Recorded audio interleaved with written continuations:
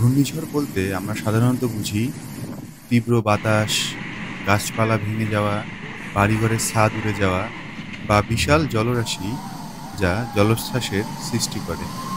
কিছুদিন আগে ঘটে যাওয়া তেমনই একটি ঘূর্ণিঝড়ের নাম মেলিসা। এই শক্তিশালী ঘূর্ণিঝড়টির কেন্দ্রে এক অদ্ভুত এবং অসাধারণ দৃশ্য দেখা গিয়েছিল, যাকে আবহাওয়াবিদরা বলেন স্টেডিয়াম ইফেক্ট। স্টেডিয়াম ইফেক্ট হলো এমন একটি অপটিক্যাল ইলিউশন যা কেবল অত্যন্ত শক্তিশালী ও সুসংগঠিত ঘূর্ণিঝড়ের কেন্দ্রে গেলেই দেখা যায়। ঝড়ের কেন্দ্রে থাকা পর্যবেক্ষকের কাছে চারপাশের ঘূর্ণায়মান মেঘের দেয়ালগুলো ঠিক একটি বিশাল স্পোর্টস স্টেডিয়ামের গ্যালারির মতো মনে হয়। কেন্দ্রটি শান্ত এবং সাধারণত মেঘমুক্ত থাকে, আর উপরে দেখা যায় নীল আকাশ, যেন একটি প্রাকৃতিক অ্যারেনা।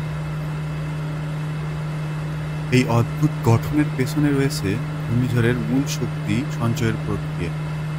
ঝড়ের আইওয়াল হলো সেই স্থান যেখানে উষ্ণ ও আর্দ্র বাতাস তীব্র গতিতে উপরের দিকে উঠে যায়। এই বাতাস বায়ুমণ্ডলের উপরের স্তরে পৌঁছানোর পর ঠান্ডা হয়ে বাহিরের দিকে অনুভূমিকভাবে ছড়িয়ে পড়ে।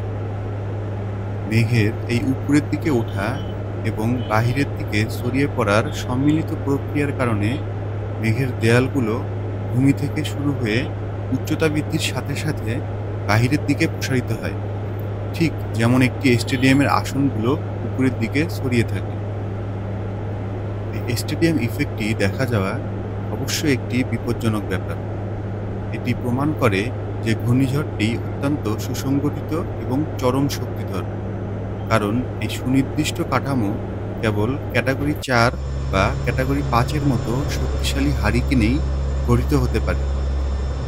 সাম্প্রতিক ঘূর্ণিঝড় মেলিসার ক্ষেত্রেও এই প্রভাবটি দেখা গিয়েছিল, যখন হারিকেন হান্টার্স ক্রু বিমান নিয়ে ঘূর্ণিঝড়টির কেন্দ্রে প্রবেশ করে, তখন তারা এই স্টেডিয়াম ইফেক্টটি দেখতে পায়। এই দৃশ্য মেলিসার রেকর্ড ব্রেকিং তীব্রতার একটি স্পষ্ট বৈজ্ঞানিক প্রমাণ ছিল। স্টেডিয়াম ইফেক্ট প্রকৃতির এক ভয়ঙ্কর সুন্দর শিল্পকর্ম, যা একদিকে যেমন তার চূড়ান্ত শক্তি দেখায়, তেমনি ঝড়ের কেন্দ্রে এক ক্ষণস্থায়ী শান্ত পরিবেশ তৈরি করে। প্রকৃতির এই রহস্যময় সৌন্দর্য কেউ দেখে থাকলে অবশ্যই কমেন্টে জানাবেন।